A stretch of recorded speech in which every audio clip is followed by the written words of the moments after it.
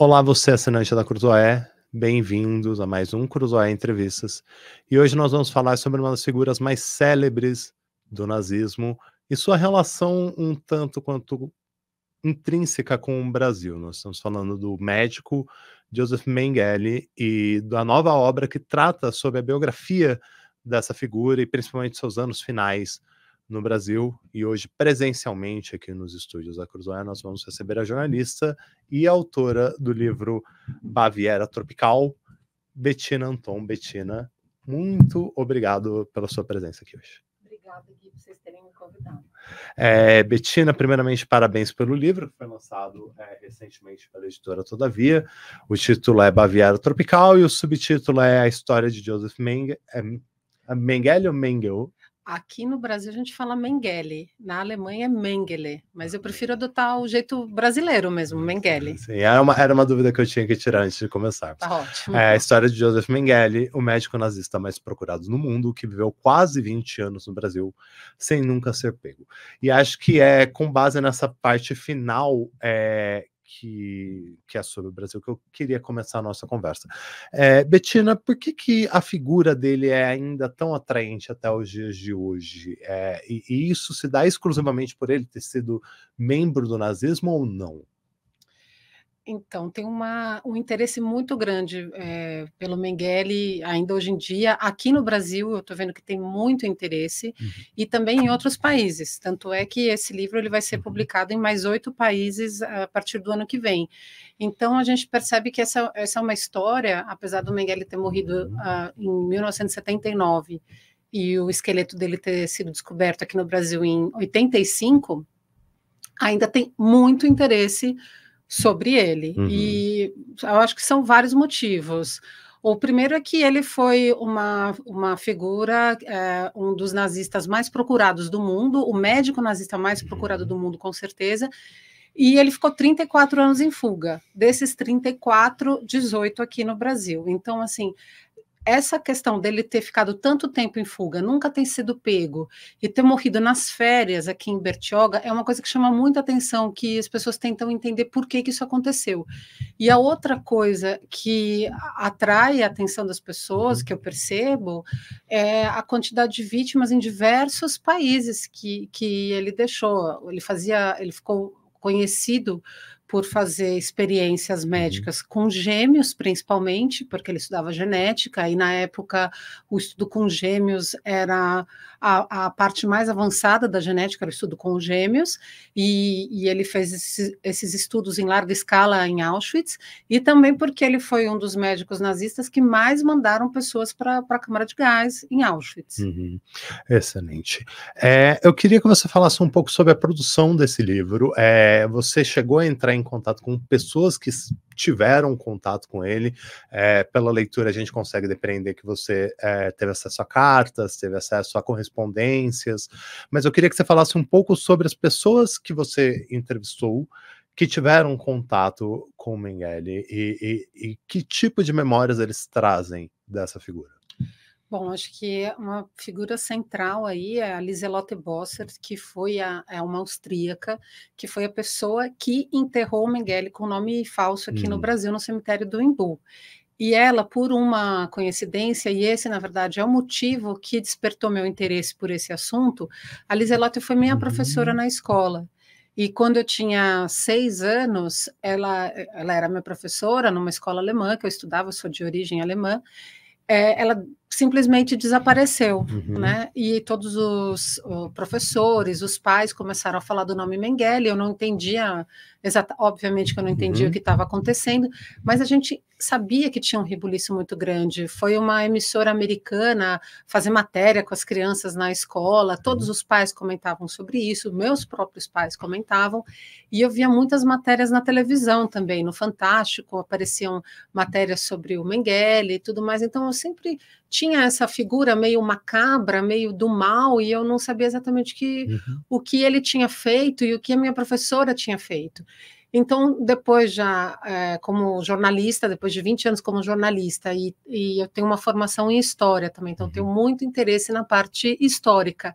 eu fiquei com muita vontade de descobrir mais o que tinha acontecido realmente, quem que tinha protegido, como protegeu, quais foram as experiências que ele fez, o que que ele fez em Auschwitz, afinal.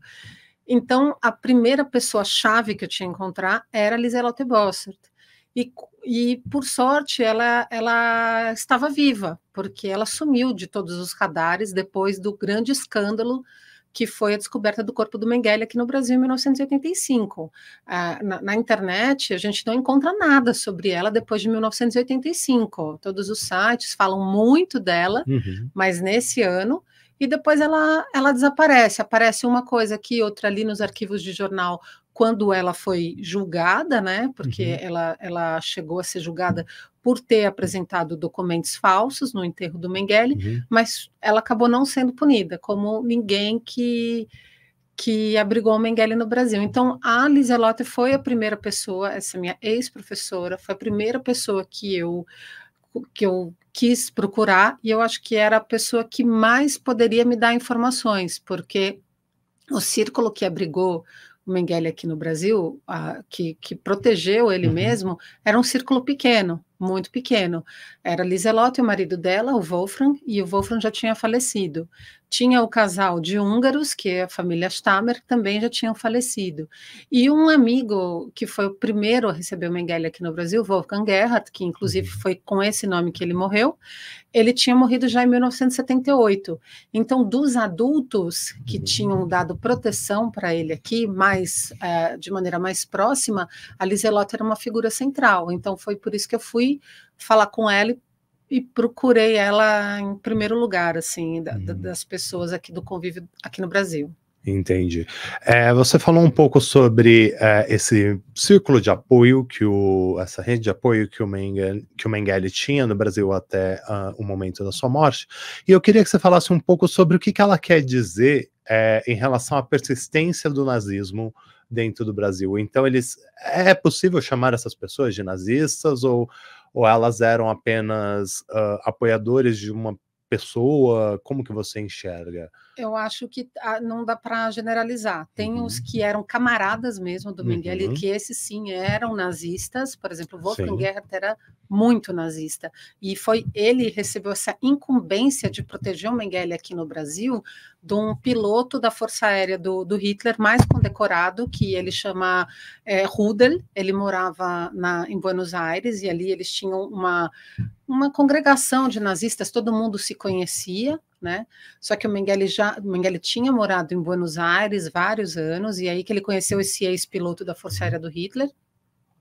Só que em 1959 teve uma ordem de prisão contra o Mengele lá na Alemanha, e o Mengele tinha medo que a Argentina extraditasse ele para a Alemanha. Então o que ele fez? O Rudel, ele tinha muitos relacionamentos também no Paraguai, então o Mengele foi para o Paraguai, e lá no Paraguai ele conseguiu a cidadania paraguaia. Com essa cidadania paraguaia, ele não poderia ser extraditado para a Alemanha. Então ele estava tranquilo. Acontece que em 1960 teve mais uma novidade aí para esses nazistas que viviam em Buenos Aires, que foi o caso Eichmann. O Adolf Eichmann, que era um burocrata do nazismo, que teve uma participação muito grande no Holocausto, porque foi ele que organizou todos os transportes de judeus para os campos de extermínio na Polônia. Ele era o burocrata que organizava esses transportes. Se eles não tivessem, imagina o trabalho de logística que não era mandar judeus de toda a Europa para a Polônia. Então, assim, essa foi a função do Eichmann. E o Eichmann morava em Buenos Aires, e ele foi sequestrado pelo Mossad e levado para Jerusalém, e lá ele foi julgado pelos crimes que ele cometeu durante o nazismo, durante o Holocausto. Quando o Mengele percebe que ele não tinha que ter medo só de ser extraditado para a Alemanha, mas que ele viu que tinha possibilidade também de ser sequestrado pelo Mossad, como aconteceu com Eichmann, ele vem para o Brasil. E quem passa a dica para ele de vir para o Brasil é o Rudel, esse mesmo piloto. E o Rudel, o Mengele não veio para o Brasil na louca, sem conhecer ninguém, ele veio com um contato. E esse contato era o Wolfgang Gerhardt, um nazista de carteirinha, que topou, para ele era uma honra dar uma proteção para um dos maiores nazistas ainda vivos. Uhum. Você falou um pouco sobre a questão da Argentina, mesmo o Adolf Eichmann, ele foi preso na periferia de Buenos Aires, e até, obviamente não hoje, porque já são quase 80 anos, mas durante muito tempo se criou se entendia que a Argentina era em uma espécie de refúgio a um certo grupo de nazistas. Eu queria que você falasse um pouco de como era essa questão na Argentina, se era realmente um refúgio, se era mais fácil, se era mais. Ou se havia algum tipo de omissão, não só do governo da Argentina, mas dos outros governos aqui da América do Sul, para que tantos nazistas acabassem escolhendo aqui como um refúgio. Bom, eu acho que tem vários fatores aí, tá? Em primeiro lugar, eu acho que os nazistas tinham interesse de vir para a América do Sul e para ficar o mais longe possível da Europa, porque eles podiam ser extraditados para os países onde eles cometeram crimes, como, por exemplo, a Polônia, e lá eles poderiam ser julgados. Então, estando aqui na América do Sul já seria mais difícil. Mas, além disso, a vinda deles para cá foi facilitada, e uma das pessoas, um dos governos que facilitaram essa vinda foi o do Perón. O Perón facilitou a vinda dos nazistas, inclusive tem um autor argentino, o Irigoyen, que ele já escreveu 2 livros sobre isso, um deles é A Verdadeira Odessa, que Odessa era uma entidade mítica que diziam que existia no pós-guerra, que era para ajudar os oficiais da SS. Então já ficou comprovado que essa entidade, dessa maneira como foi imaginada, ela não existiu. Então o Irigoyen, ele escreveu esse livro A Verdadeira Odessa, que ele pesquisou em arquivos da própria Argentina, em arquivos da Europa, ele mostra como o Perón facilitou a entrada de nazistas na Argentina.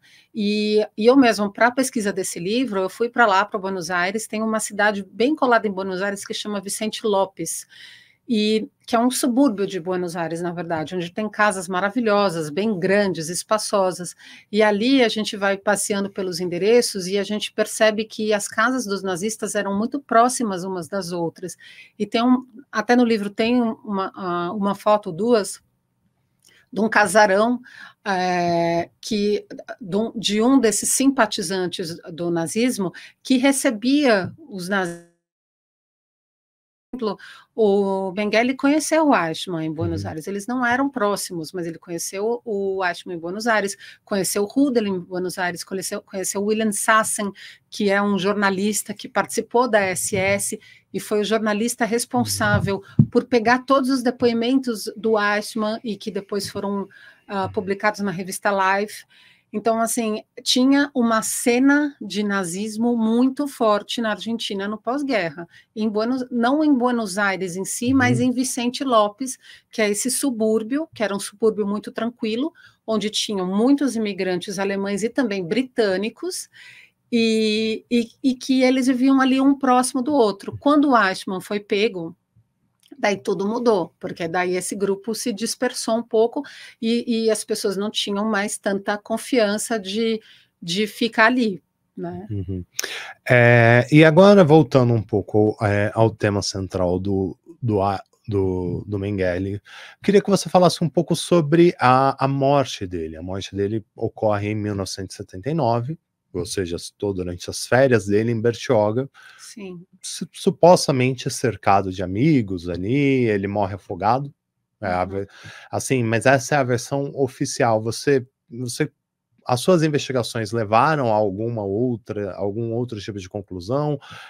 Ou a morte dele foi mesmo por afogamento? Eu acredito que foi mesmo por afogamento. Inclusive, você mencionou mais cedo de algumas cartas que eu encontrei do Mengele que estavam arquivadas na Polícia Federal, tinham dezenas de arquivos ali na polícia, mais de 80 arquivos na Polícia Federal, com as cartas que o Mengele recebeu e que ele enviou também, que foram apreendidas em 1985, quando esse caso foi investigado aqui no Brasil.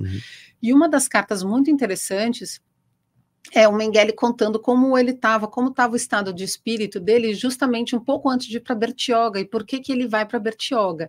Ele estava bastante deprimido nessa época, no final do ano de 1978, mais ou menos, porque esse melhor amigo dele tinha acabado de morrer na Áustria, o Wolfgang Gerhard, e os outros amigos, o casal de austríacos da família Bossert, alugou uma casa em Bertioga, como alugava todo ano no verão, e resolveu convidar o Mengele para ir. Ele estava um pouco reticente em relação a essa viagem, mas ele topa e ele acaba indo, e o curioso é que ele vai de ônibus até lá, era uma viagem longuíssima, não existia ainda todas as estradas que tem hoje, o acesso era por balsa, então você podia demorar horas para chegar até lá, às vezes 6 horas de viagem para Bertioga. Quem é aqui de São Paulo sabe que é uma viagem muito mais curta, acho que 1h30 você está lá hoje em dia com o seu carro.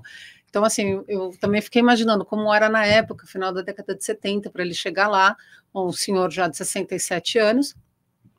Então, ele estava nesse estado de espírito, e essa carta conta isso. E no final da carta ele fala: eu espero que o tempo esteja bom e que eu consiga ficar mais dias lá, mesmo depois que os meus amigos forem embora, que eu consiga ficar mais dias em Bertioga.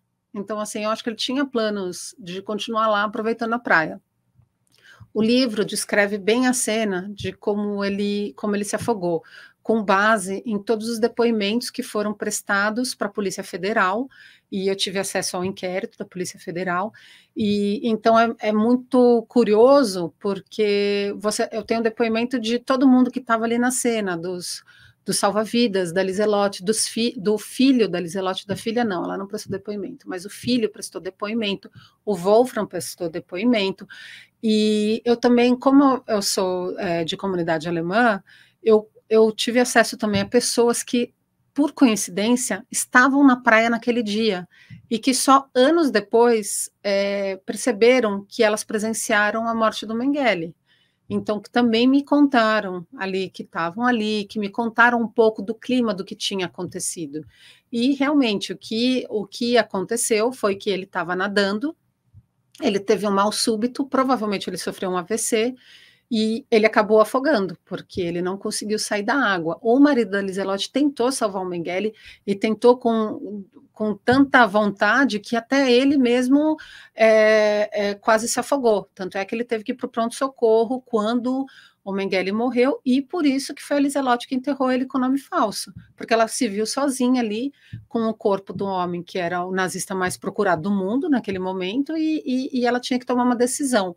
Continuava mantendo a mentira que ele era o Wolfgang Gerhard, ou falava a verdade naquela hora: olha, morreu o Mengele.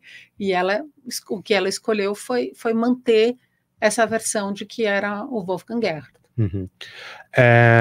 Depois da morte dele, em 1979, aí se passam 6 anos de busca sobre a busca continua, porque obviamente as pessoas não sabem que ele morreu, e você explica com bastante pormenor num capítulo mais já ao final do livro.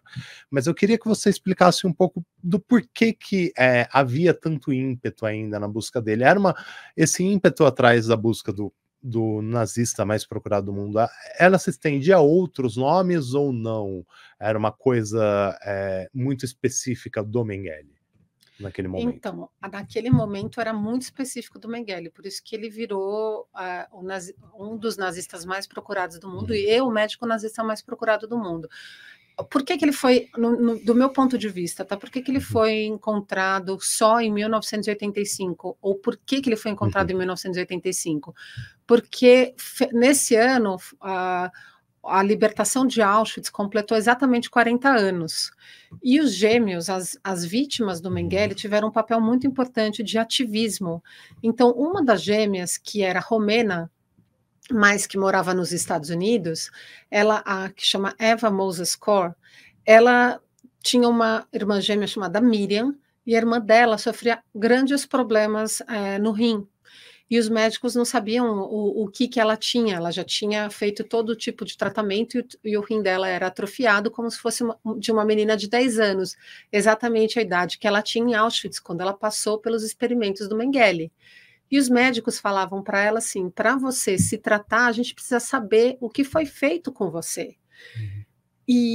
eles não tinham nenhuma documentação. Então a Eva pensou, bom, se a gente encontrar outros gêmeos que passaram pelas mesmas experiências que a gente, talvez a gente descubra alguma coisa do que aconteceu com a gente.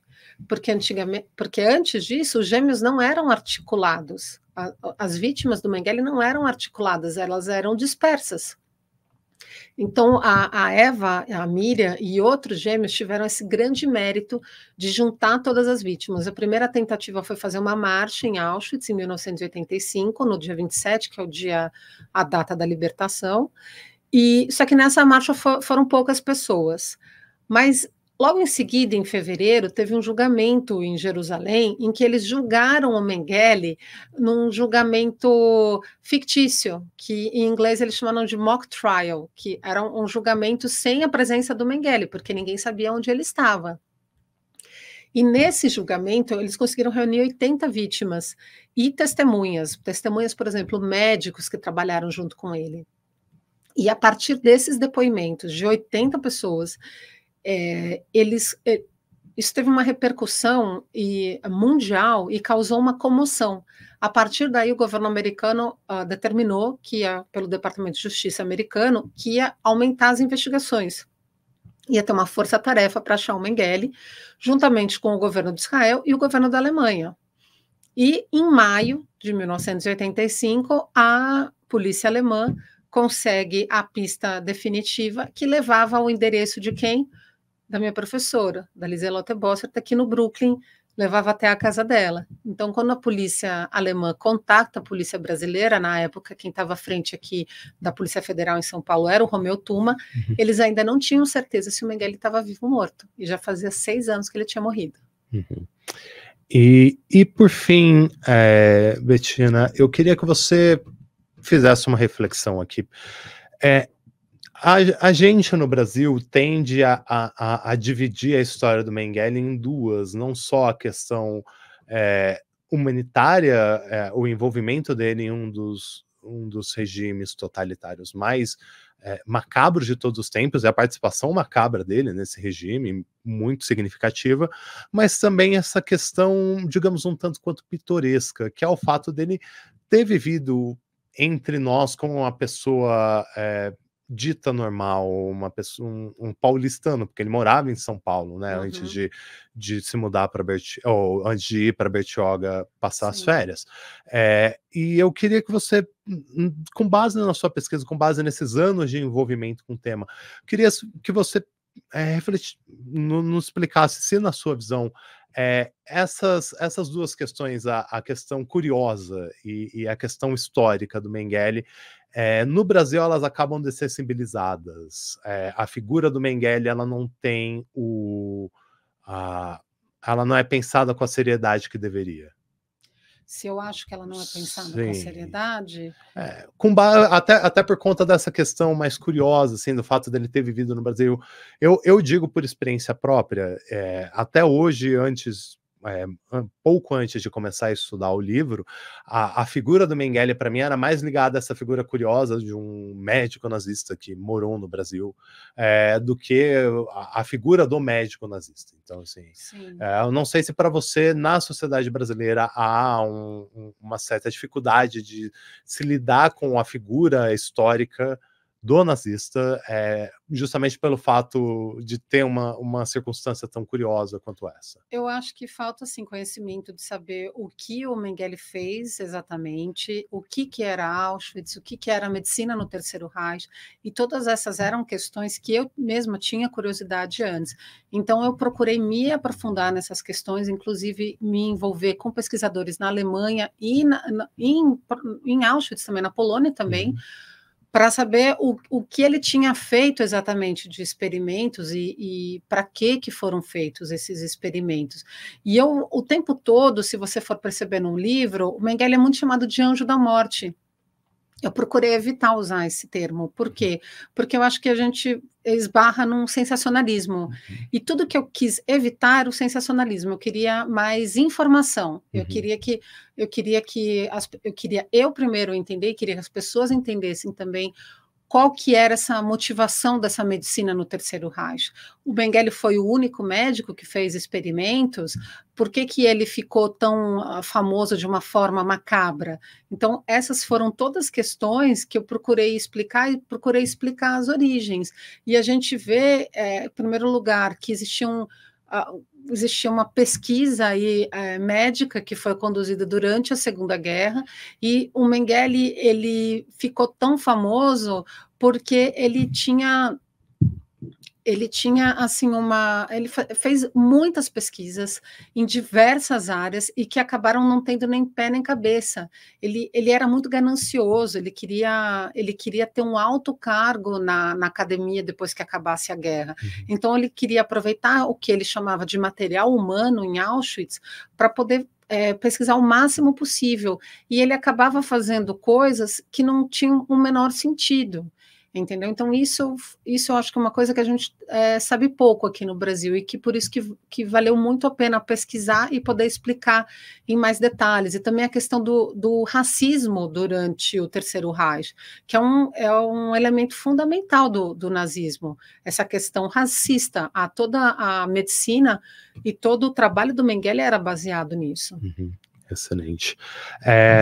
Queria novamente agradecer a presença da jornalista e autora do livro Baviera Tropical, Bettina Anton, livro lançado em 2023 pela editora Todavia. Lembrando, Baviera Tropical, a história de Joseph Mengele, o médico nazista mais procurado do mundo, que viveu quase 20 anos no Brasil sem nunca ser pego. Muito obrigado, Bettina, pela sua presença. Até uma próxima conversa. Obrigada a você, Gui. Esse foi o Cruzoé Entrevistas. Nós voltamos na semana que vem. Até lá.